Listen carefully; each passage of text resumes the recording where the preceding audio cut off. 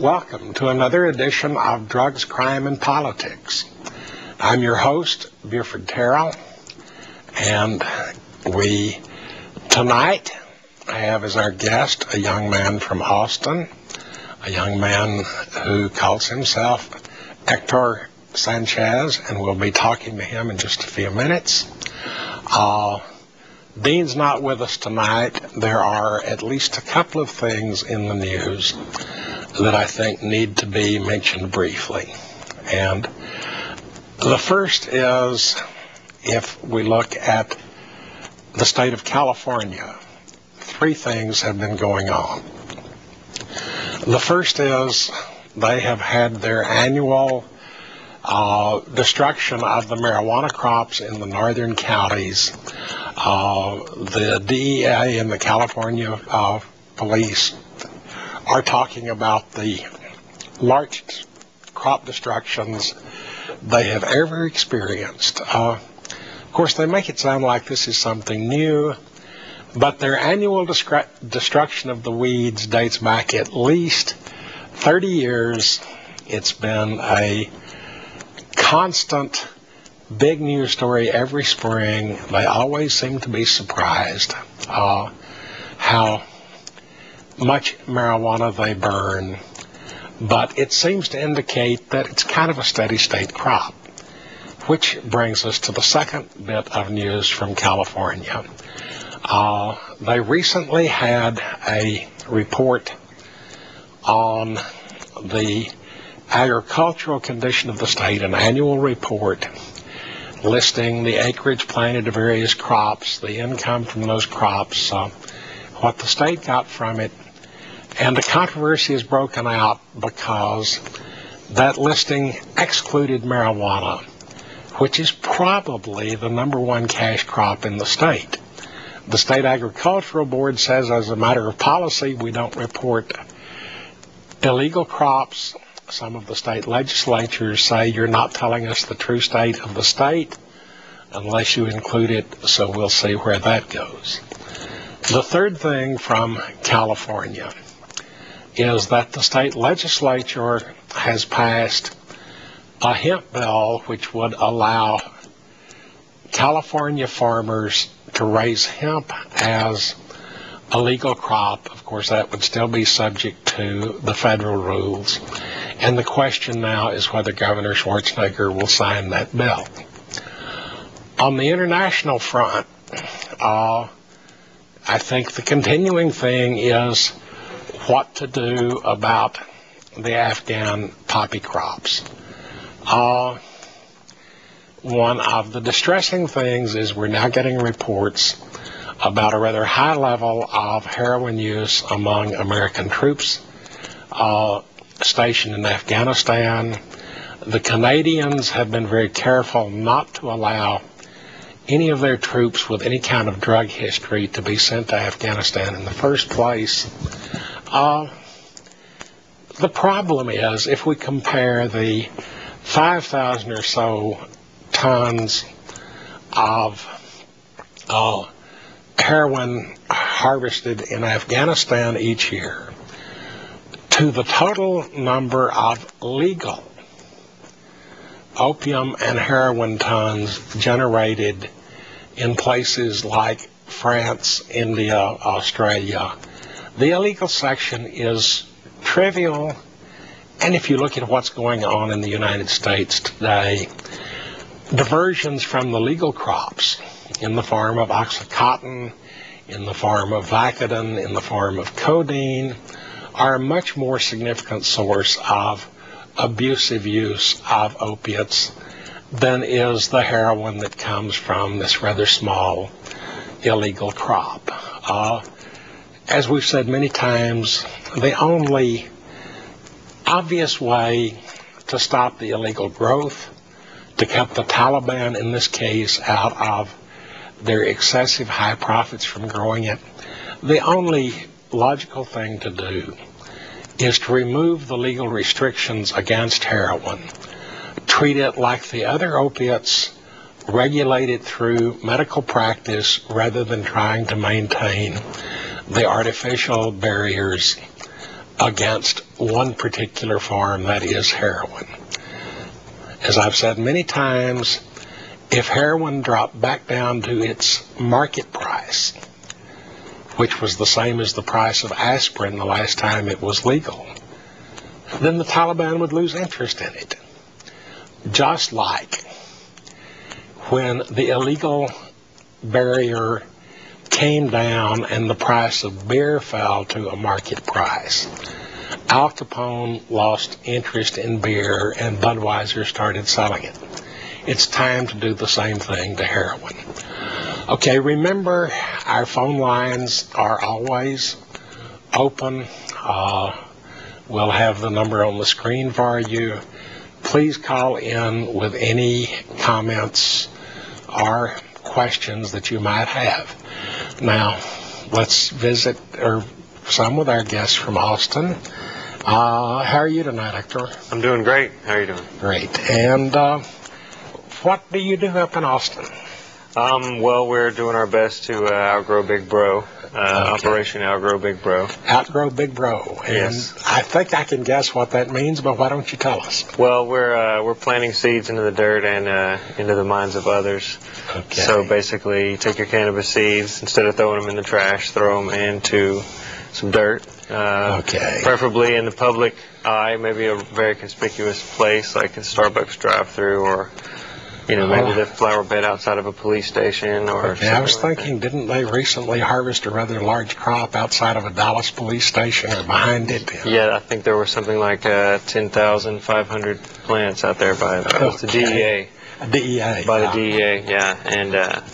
And so people are, whether or not they know about our actual organized movement to get people to do this, people have been doing this for years. Right. So, I mean, it's not an original idea, but it's time for people to get together and do this by the millions across America. Well, in 1942 and 1943, because we couldn't import sisal to make ropes from the Philippines, the Department of Agriculture encouraged farmers to grow hemp in, basically Kentucky and Missouri.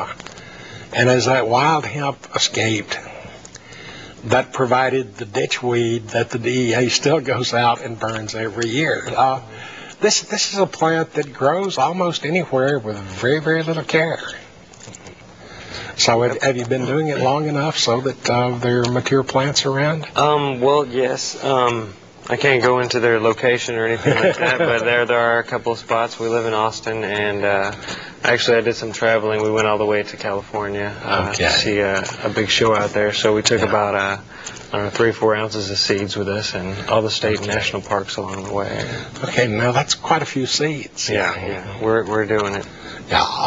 Well, are there similar organizations in other cities? Or? Well, not that I know of in particularly. There are some like Release Your Seed Day. There was for a while. But really, you just take your seeds and plant them near the March equinox. It's still in Texas. We have a real short winter. Maybe a week or two, something like that. And well, now when you say in Texas, be careful. I grew up around Lubbock, and up there we have real winter. Oh, right, yeah. So but down here, anywhere in the south, you can plant as late as even now, November, something like that. Right. Yeah. Once the cold comes, keep your seeds and start saving them up for March, and then put them in the dirt. I'm curious that when we're talking about just strewing seeds casually, what kind of germination rate do you get on them? Well, it depends on how much effort you want to put into it. I say just to save as many seeds as possible for people to throw them out rather than in the trash. But if you really want to get into it, you take your seeds and germinate them, of course, and then maybe instead of just throwing them, actually put them in underneath some dirt. We have a caller. Caller, you're on the air. Let me turn down my TV. Okay. All right. I was wondering if heroin and marijuana were to be legalized, would you want it under control to be regulated by the government or to be regulated by corporations? Okay, that's a good question. And the question is, what do you mean by regulate here? And I think that if we look at our 2 big examples of really, really, really dangerous drugs that we allow to be sold legally today, If we take alcohol as an example, we don't allow its sales to minors. We don't allow some drinking in public places. We attach rather strict penalties to causing harm to others if you drive while you're intoxicated. I can see that other drugs would require the same sorts of control over regulating sales to minors, in some cases, whether or not you would allow consumption in public. Although, frankly, I would hate to think what a rock concert would look like without people toking up. But all of these kinds of regulations. Now, the thing in these cases are they really couldn't be regulated by corporations. First, neither one of these is patentable, which means a corporation can't control them. Second, they're both cheap and easy to produce, which means a corporation can't control them. So, yeah, I think there needs to be regulation, but probably pretty minimal. Another caller. Hello, caller, you're on the air. Yes, how you doing? Hello. I don't think they should not legalize drugs, weed, whatever that is. Because if you legalize it, and I know people get it for like glaucoma, arthritis, and different other things, but it's going to become a problem because it's very, very hard to try to get, rid of this other epidemic of drugs going on. Okay, thank you. The secret there is, with it illegal, there's a lot of use of marijuana. One figure I saw this week, and I'm not sure how reliable it is, in listing all of the various drugs in society, it shows about 16% of the population using marijuana. I really doubt that would go up that much if it were legalized.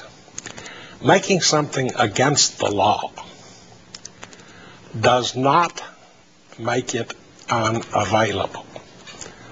A new survey showed that 25% of the teenagers said that methamphetamine was easy to get.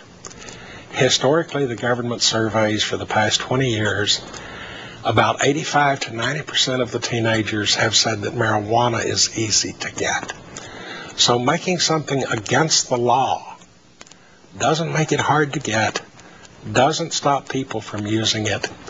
It simply drives the cost up, brings in the drug dealers, increases the amount of violence associated with its sale, and makes tons of money available to corrupt the police and other government officials.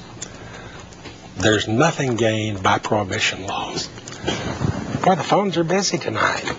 Hello, caller, you're on the air.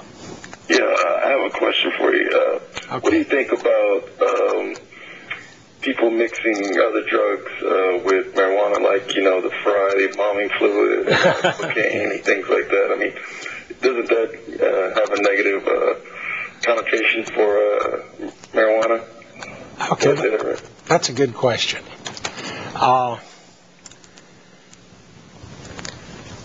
Have you seen anything around Austin with people using things like Fry and? No, I try to stay out of the scenes where people are smoking embalming fluid for the most part, actually. But I've been around. I know that this happens. I know that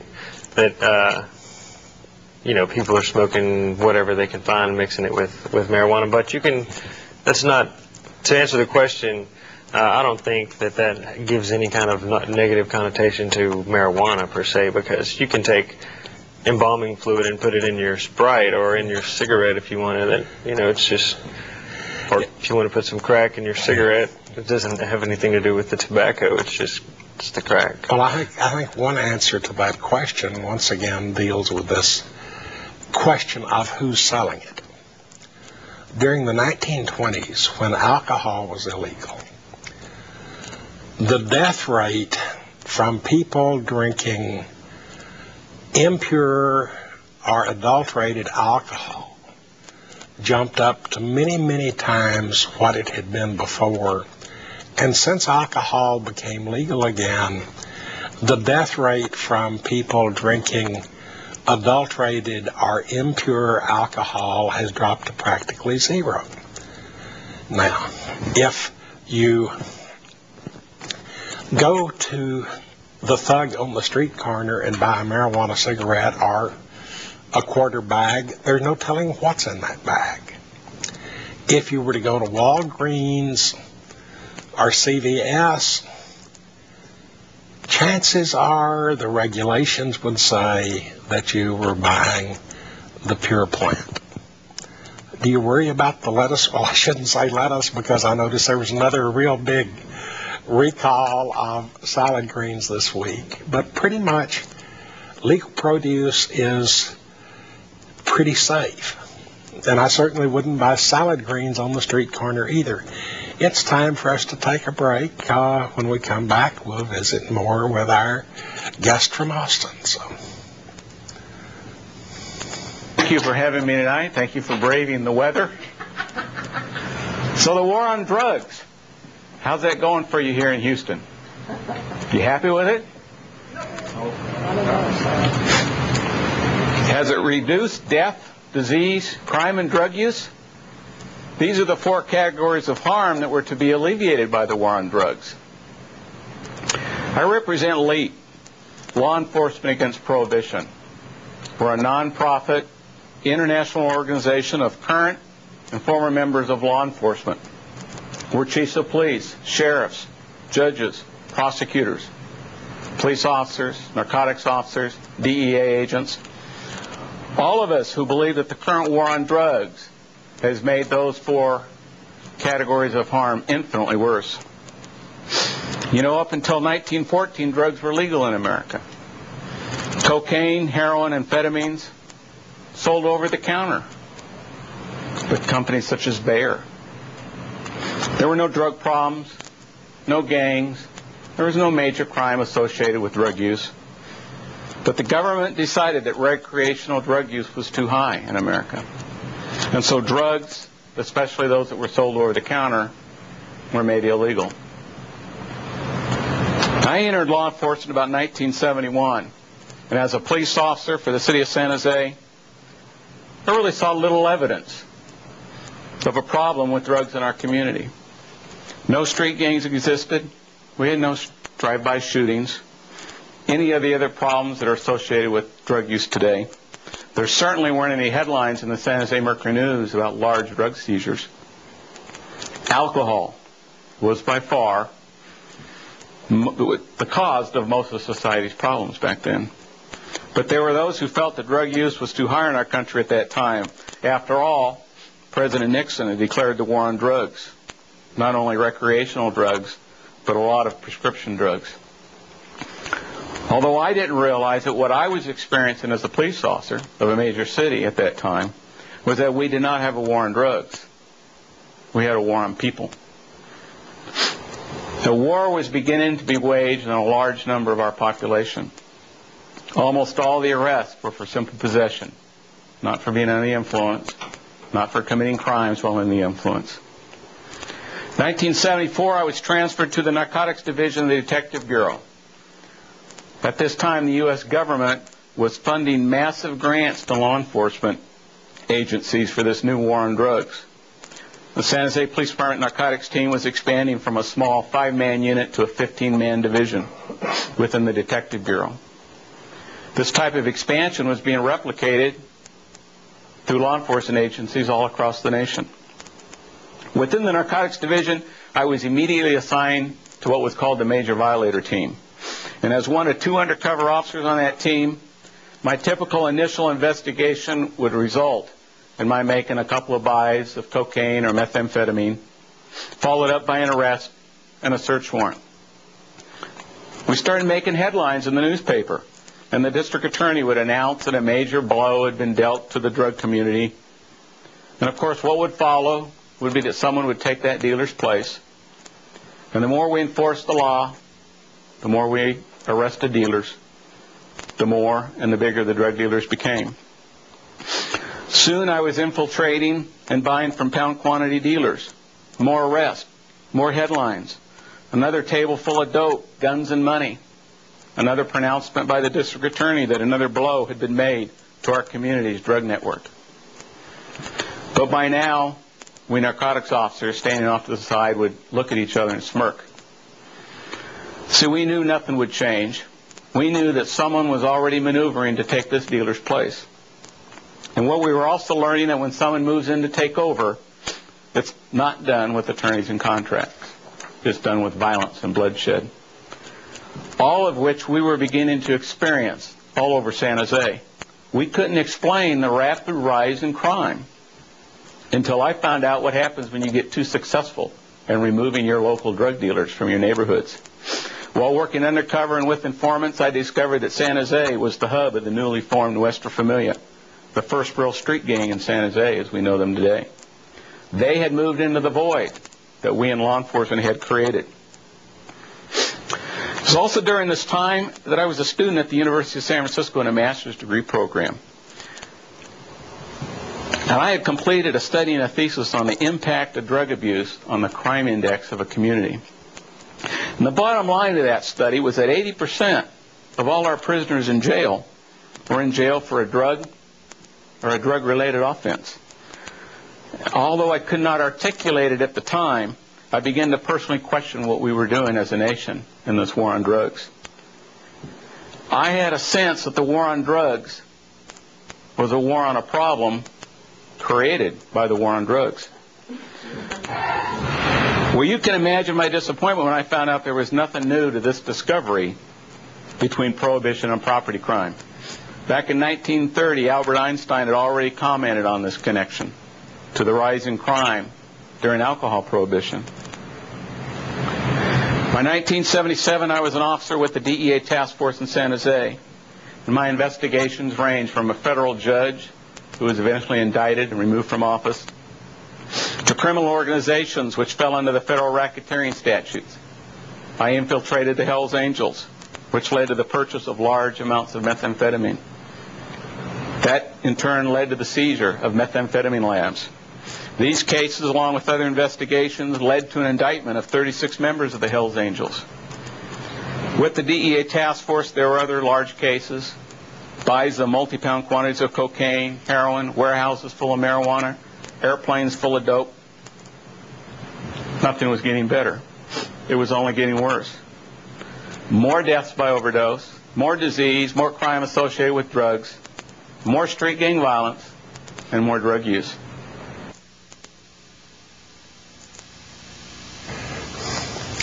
Russ Jones, who was the speaker in that break, is a member of Law Enforcement Against Prohibition, which is an organization of former and I believe a few current law enforcement agents, operators, prosecutors, judges who have decided from their own experience and what they've seen that drug prohibition just doesn't work. They have a very interesting website. They have speakers that are quite willing to go almost anywhere. This is one time when I do encourage you to listen to your local policeman, at least if he's a member of LEAP. Austin's a pretty active pro-marijuana site in many respects, isn't it? I would say so, yeah. Okay. Pretty liberal. Yeah. It's the best place I've found thus far living in Texas. Okay. And there's fairly active normal chapter there. Yeah, we had the success we had with the 6th Street Smokeout was really phenomenal. People that I've spoke to. Tell us a little bit about what the 6th Street Smokeout was. Well, we promoted it exactly for what it was. There was no ambiguity. There were cannabis leaves on the flyer. Come join us. Texas Normal 6th Street Smokeout. We had it at a little club down on 6th Street out on the patio. And there were several bands and people came and we had a good time. We had some brownies. We had some blunts, some joints, 4-foot bong and everybody. My hypothesis for why it was such a success is because we as activists can only get so much attention from the people who we actually reach. had the police shown up and arrested everybody at the club, then it would hit the paper and the news, and then that would have given it more attention, and then they would say, oh, well, there's an organization, these people are out smoking marijuana. That's the question I was getting ready to ask. I mean, if you're holding an event like this, if you're publicizing it, if you're passing out flyers, where were the police? That's what I was wondering.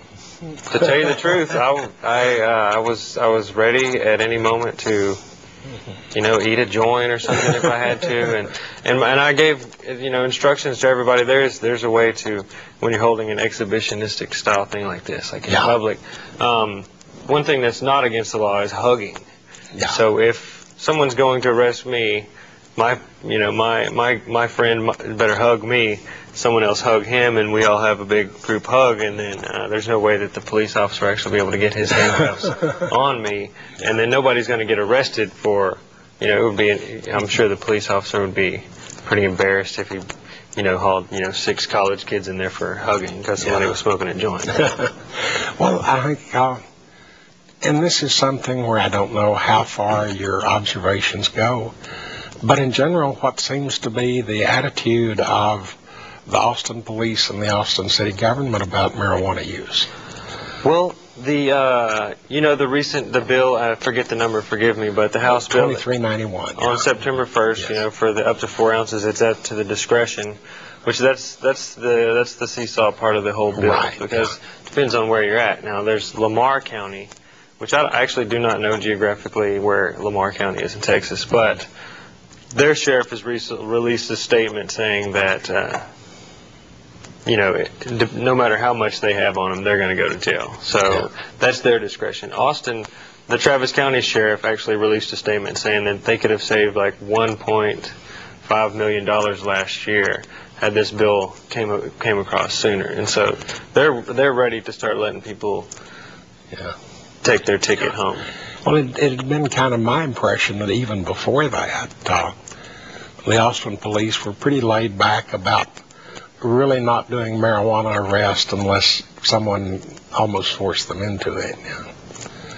Yeah, I've only been out there for a couple of years. I've sort of been bouncing around, but Austin, it's I've never had any kind of problem from the police out there in Austin about marijuana, especially like this. Like I said, I was surprised that not one police officer showed up even to, they do walkthroughs when you have these if you have concerts or anything like that. And I've seen a lot of walkthroughs in clubs where we usually smoke, but that didn't happen this time. So it's the second annual, as a matter of fact. And so hopefully we look forward to the third annual. Well, I hope the second one was bigger than the first. Yes, I think so. We had about 75 people show up.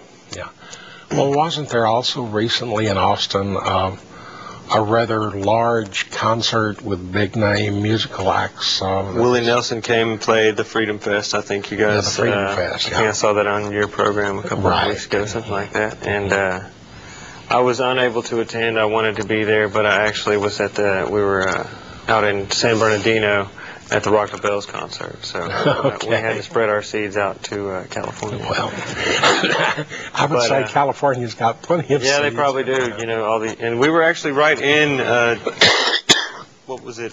Yosemite National Forest and the Sequoia, the Redwood National Forest. Yeah. And we were walking around, expecting hopefully to just run across some big 1 acre, 2 acre field, but we didn't. And then, like 1 week after we were gone from there, we heard the news that they were in there pulling thousands of plants out of the national forest too. Well, from what I've heard, you really don't want to run across one of those fields out there. With the competition between the big cartel-type growers and the DEA, chances are you're going to run into booby traps or armed guards or something else rather unpleasant if you run into a large field. Yeah, you're right. So the best idea is to take your seeds and put them in the dirt. Well, one great American folklore figure I'm thinking of right now is Johnny Appleseed. Maybe you're starting out to become Johnny Hempseed or something. Well, George Washington, he's our founding father. He says to make the most of the Indian hemp seed and sow it everywhere. Well, if we can't listen to our forefathers, then who can we? George Washington and Thomas Jefferson both grew hemp, and in fact, while Virginia was still a British colony, the law required the plantation owners to grow Indian hemp because the fiber was essential for the ropes and sails for the British Navy. It's kind of the foundation. Hemp leaves or hemp plants dried were used as currency in Virginia a large part of the time. So, yeah, it's interesting. Going back to 2391, and I've said this before, we were talking about money. From what I've heard, it takes a policeman about 30 minutes to make a stop and write a traffic ticket, whereas it takes 3 to 4 hours for him to process a misdemeanor arrest like marijuana possession. This means that for a city, every 4 marijuana arrests that are done with tickets instead are the equivalent of hiring 1 more full-time police officer to do real police work. We have another caller. Apparently they've gone away. So, Call back, caller. yeah, we always want to hear from you. Something else I want to touch on. Okay. May the 3rd of 2008. We got plenty of time to prepare for it. Okay, It's, Texas, 2008, that's still, right around the corner. yeah, 6 months or so. So, it's the Texas Marijuana March, and we're going to come down, hopefully, to the steps of the Capitol, and we want everybody to come. If you guys have MySpace, we're at MySpace/Outgrow Big Bro, or outgrowbigbro.org. Check it out, and it's on May 3rd. Is that Outgrow Big Bro one word? One word, Outgrow Big Bro. Okay. Any funny spellings in? Nope, Okay. nothing deceptive about it at all. It's Okay. all straightforward. We're just talking about simple idea of planting seeds and getting that message out. And it's not, okay, caller's back. Caller's back. Hello, caller, you're on the air. Hello, how you doing, sir? Just fine. I have a question. Okay. You know how when people die, Yes. CIA comes to the scene, how do they know what time did they die? Okay. The answer is within limits they don't. But the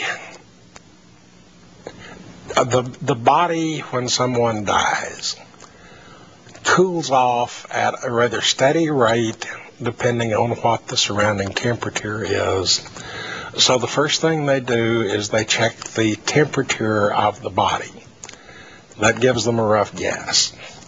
They also look to see if rigor mortis, which is stiffening of the body, has set in, which happens at a certain time, and then they check to see if the body has released, which sets another time. If it's been longer, they can look and see what kind of insects are there and what stage they're in. All sorts of things, but it's to some extent an educated medical guess, not something definite. Caller, you're on the air. Hi, I was wondering if there's any legislation currently pending in either the state legislature or the national legislature that would actually advocate the decriminalization of marijuana. Has anyone introduced a bill like that? Okay, thank you. Do you know of anything? Well, I still think on the burner is that Hinchney, am I saying that right? Hinchney amendment that they were proposing? Okay, the Hinchney amendment federally, I believe, has to do with medical marijuana. Mm-hmm.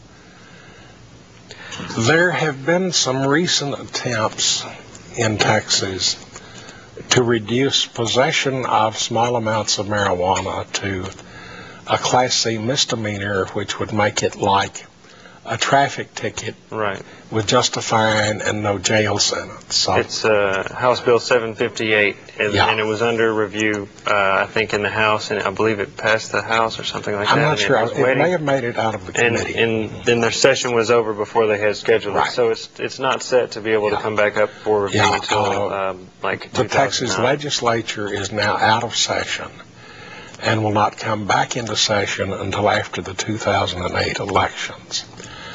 I believe Hinchy-Rohrbach, which is the federal amendment having to do with medical marijuana, is still alive in Congress, but I haven't heard anything about any action on it.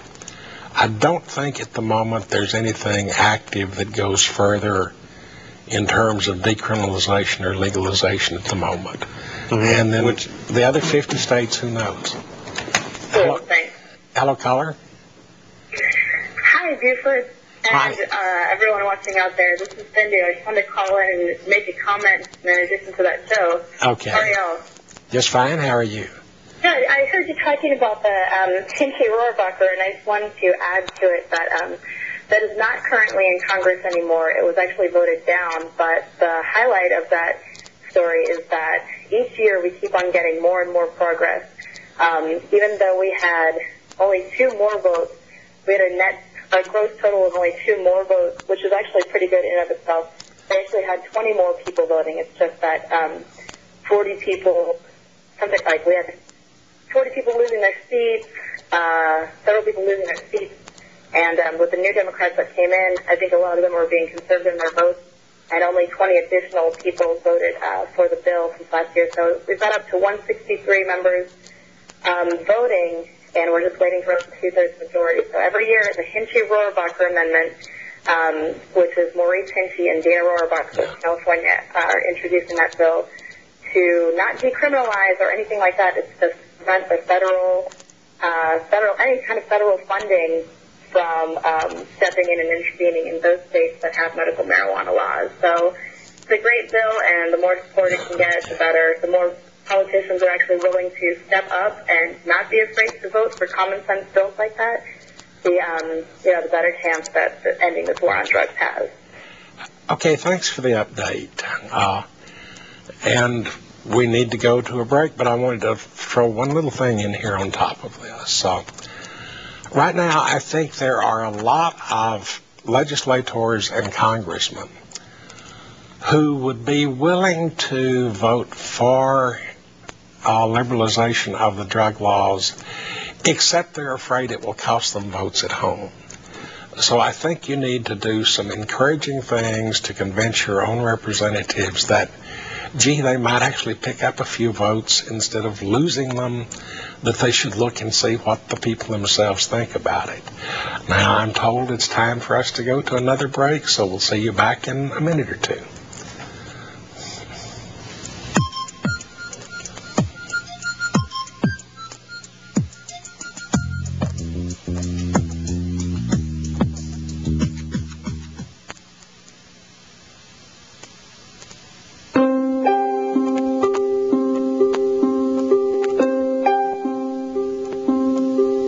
We're at war. At war against a plant. A war that can never be won. Marijuana can kill you. If you smoke 15 tons in 15 minutes, the equivalent of eating 10 raw potatoes.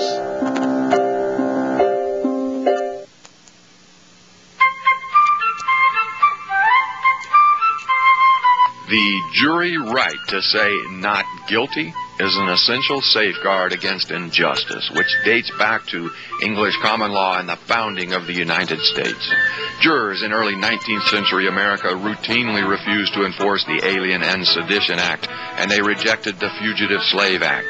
Jurors in early 20th century America refused to enforce alcohol prohibition. The injustices of the war on drugs have become obvious to many Americans. In cases where the law, prosecutorial excesses, and the likely sentence seem manifestly unfair, jury nullification ensures the citizen juror a more equal status with those who write the laws. Please visit the Fully Informed Jury Association, FIJA.org. Please keep such decisions private. Nullification is your right, your responsibility, perfectly legal and just. Good evening. You're watching Drugs, Crime, and Politics on Houston Media Source. Okay, we're back again. Yes, we are. So, now I think that pretty much across the nation, the public attitude toward marijuana has changed a whole lot in the past 10 years or so. I would agree, definitely. Yeah. From when I started, when I was, 15, 14 years old, I never saw anything the media references, the pop, when you see it on, it's referenced so often on television, it's just a joke. The fact that these laws are still here, it's pretty much just a joke, which is why we at Outgrow Big Bro, we're pretty much skipping the red tape that goes along with legalization. There are plenty of organizations out there. NORML's been doing a good job. They've been in existence for about 30 years, and I think they're just on the verge. I mean, they've had the Marijuana Policy Project has legalized medical marijuana in 12 states in 12 years, so they're doing a lot of good work. So there's no point in me stepping in and saying that we need to, I have the end-all cure for marijuana legalization or anything, but the fact that it has taken 30 years to get responsible legislation passed is just an indicator that it's really not, the wheels of justice turn, but they turn so slowly. So skip the red tape with us. You take your seeds, directly put them directly into the soil and reintroduce cannabis into the wild of America, and we're going to stand up and overcome the adversity that's imposed on us by Big Brother.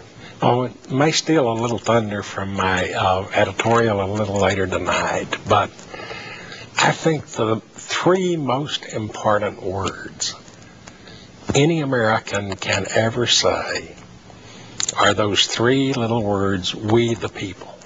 I mean, that's where our government comes from. And what I've been seeing with marijuana in particular is that we the people just aren't taking that shit anymore. But if you talk to high school and college kids, smoking weed is no much more of a big deal than drinking coffee. They just don't even pay any attention to the fact that there are laws about it or not. If you look at adults, especially when it comes to medical marijuana, the general thing I hear from all branches of society is if sick people need it, or even if they just think they need it, let them have it. It's the kind of thing where I really think the legislators are at least 10 and maybe 20 years behind where the people are. Now, I'll be curious to see what happens when your generation gets another 10 years on them and starts getting elected to the legislature. We shall see. Yeah, are you going to get as stuck-shirt and afraid and in under the thumb of big money the way the current one's done, or have you learned some lessons? I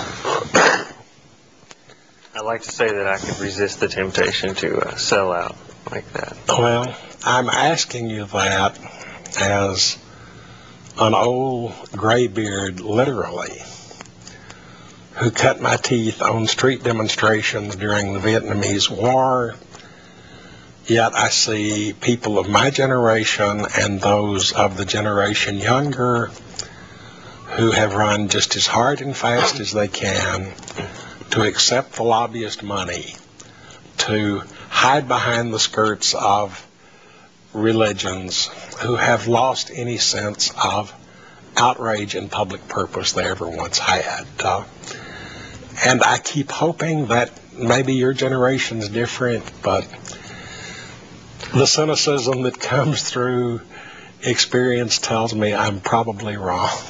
I'd like to not agree, but I don't know. I don't know what to say. Well, I like to be optimistic about it, but you're right. I mean, I've seen movies that they made in the 70s, and those same people are the people who are just, where are you guys at now? Where are the flower children at? Yeah. I'll also probably bet that at your high school, it was a football player that got elected cash president, not the stoner. Most likely. Yeah. And that, I think, is one of the things that all of us need to keep in mind, is that we're responsible for who represents us in Austin and in Washington. And America was never made by stay the course, don't rock the boat cowards. Exactly. So, anything else going on in Austin or around that's of interest? The only thing we have on our burner now is, for now, is the march in May, right there on the steps of the Capitol. We may have a small event sometime in mid-October. Well, is that just on the Capitol, or is it a march from someplace to the Capitol? Well, you know, we haven't gotten that far in stage of planning, but we do have about 300 people scheduled to. Well, I can just see groups converging from Houston and El Paso and Dallas and San Antonio. We have support from our Dallas-Fort Worth normal people and Austin normal and out here. Hello, caller, you're on the air. Yes, I was just calling to find out how I can get my views on the air and to comment on certain things. Because whenever I call ABC or CBC or NBC, they never sort of, give you an opportunity to express your views. Well, I think that you've probably found the right TV channel for that, because public access is for people to speak their views.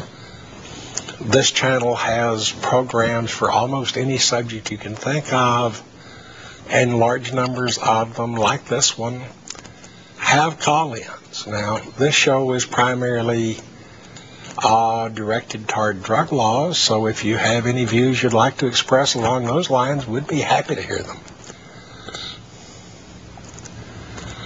Caller? Okay, I guess he went ahead and hung up, but we have another caller. Okay.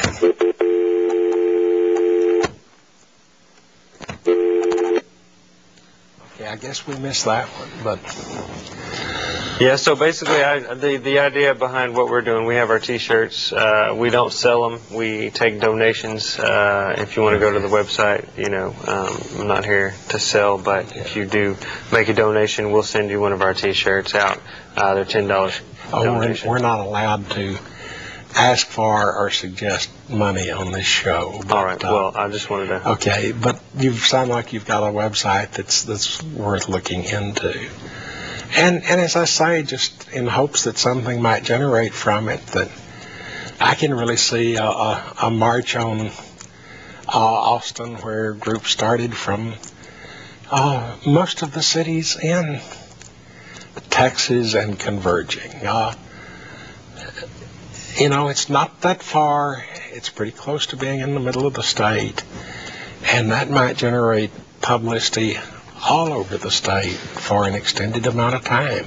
Yeah, and we might have, if we could get everybody across the entire state to come out, we could get some reservations at a park or something and have a big 420 camp out, because it's just 5 days after April 20th, which is, of course, is 420, yeah. Yes, exactly. But, I don't feel like being that organized for 420. I want to enjoy myself and on the 3rd. It wouldn't take that much. I mean, a carload from Lubbock, a carload from Amarillo, a carload from Brownsville, it adds up. 3-4 hours of driving. Yeah. Hello, caller, you're on the air. Hi, good evening, gentlemen. Just had a quick question. It was about something that I'd read here in the paper right around the 1st, whenever some new state laws went into effect. Yes. Primarily it was with regards to an officer having discretion whether or not he wants to take you into custody or write you a citation for being in possession for a certain amount of marijuana. And I was wanting to know if I'd read that correctly, and then, of course, whether you thought that would be realistic, that the officers would, either on their own or, whether they would be directed by their bosses or whatever, to disregard that, just to go ahead and continue to arrest people as a way to go. Okay, thank you. There's been a lot of confusion around the state because there were two bills that started out in the House. One of them would have given the individual officer the freedom to use his discretion about whether or not to make an arrest. That one did not pass. House Bill 2391, which did pass and became effective, is a slightly different bill. It allows a city or county government to decide whether or not to continue arresting for several nonviolent Class A and Class B misdemeanors, including marijuana possession. But in order to use it, the city or county government has to go to the administrative district judge for their county to get that judge to approve a plan setting out the way the officer will have to report the stop and citation he's made, file those reports with the court, a requirement that there be an annual reporting overall of what was done, and setting forth the procedure by which the case, if one is filed, is taken in front of the court later. Now, I do know that Travis County, which is Austin, and Tarrant County, which is Fort Worth, have adopted these plans and started issuing citations instead of arresting people. I don't think that, and I know Dallas has been talking about it, but I don't know of any other large cities than Fort Worth and Austin that have done so yet. I think maybe a couple of small cities have, but I'm not sure. Do you know anything else about it than this? Like I said, I made the reference earlier to Lamar County. Their sheriff has came out publicly and said that no matter how much marijuana the person has, his deputies have been instructed to bring them in and waste the taxpayers' money by booking them in when they could just be giving them a ticket for it.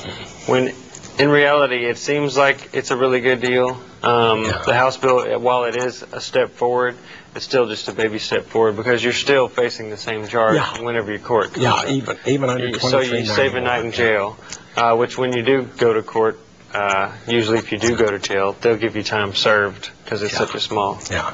I know here in Harris County, that big bad wolf we laughingly call a district attorney has huffed and he's puffed and he said, well, by golly, if they send any Class A and Class B misdemeanors to me when the person hasn't been arrested, I'm just not going to prosecute them, so there. What I've basically said is, Chuck, more power to you. If you take that attitude, what you will have done is, in effect, decriminalize the possession of marijuana in Harris County. So if you don't want to listen to the will of the people in one way, maybe you'll hear it in another. It's a step forward. It's a baby step, but it's a step. So, well, I'm glad you could be with us tonight. Thank you for having me. It's always kind of exciting to hear what's happening in other parts of the state. And before we go, as usual, I have something I want to say to you good people out there.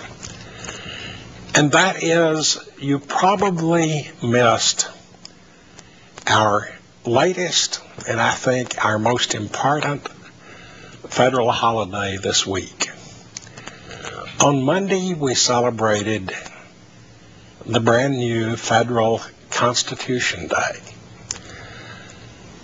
And as I say, I think it's the most important federal holiday simply because the Constitution is the foundation without which all of the other federal holidays would mean nothing.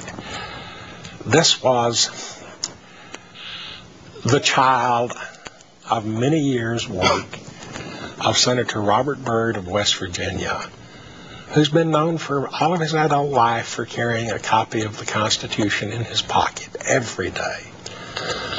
I don't do that, but I'll guarantee you that there is a shortcut on my computer screen so that with one click, there's the Constitution in front of you. I'm also afraid that most of you have not read the Constitution since your high school or college government class. And for a lot of you, you haven't even read it then. It's a short document. You can find it almost anywhere on the internet with a simple search, and you can read the whole thing, including all of the amendments, in 30 minutes to an hour. If you haven't done so in a while, do it this week. I would go even further and say do it once a year.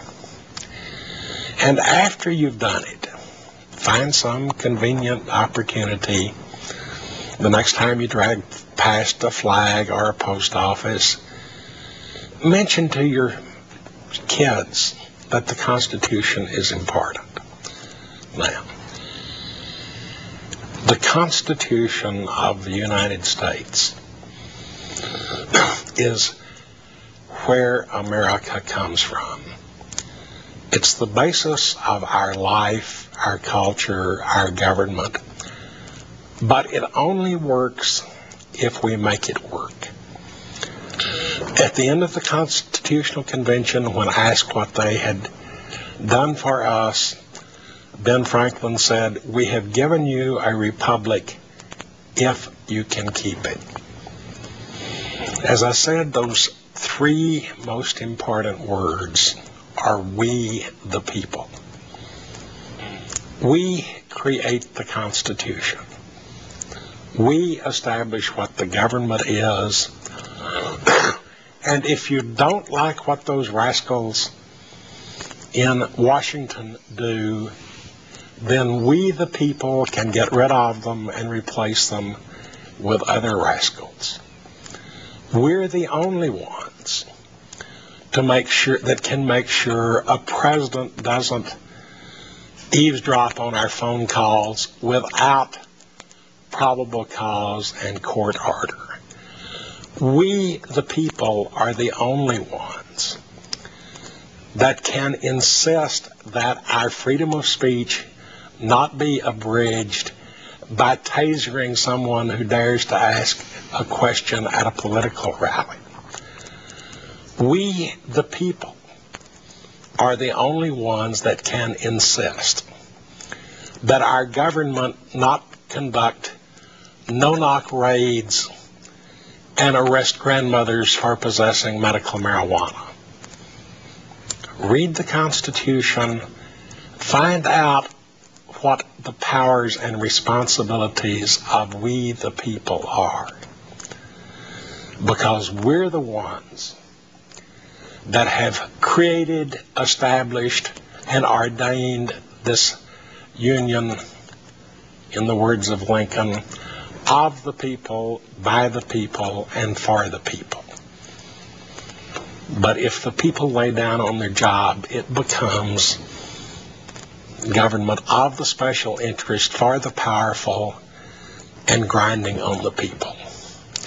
Remember, those people in Congress, those people in Austin, they're your employees. Make their phones jump like our phones have jumped tonight. Let them know what you think. Let them know what you want. And most important, let them know that if they don't listen to you, the people, their boss, you'll fire them. So we thank you for joining us again. Join us again in 2 weeks. Keep calling us, but more important, call and write your elected representatives. Thank you and good night, and thank you for joining us. Thank you.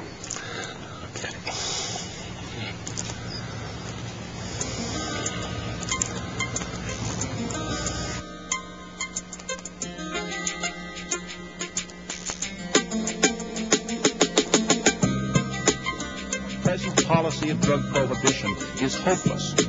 It is hopeless. It will never get better. Literally, victory today is being defined as slowing down the pace of defeat. We ought to listen to science and medicine when it comes to whether marijuana or any other substance has a medical benefit. The fact that marijuana is a less dangerous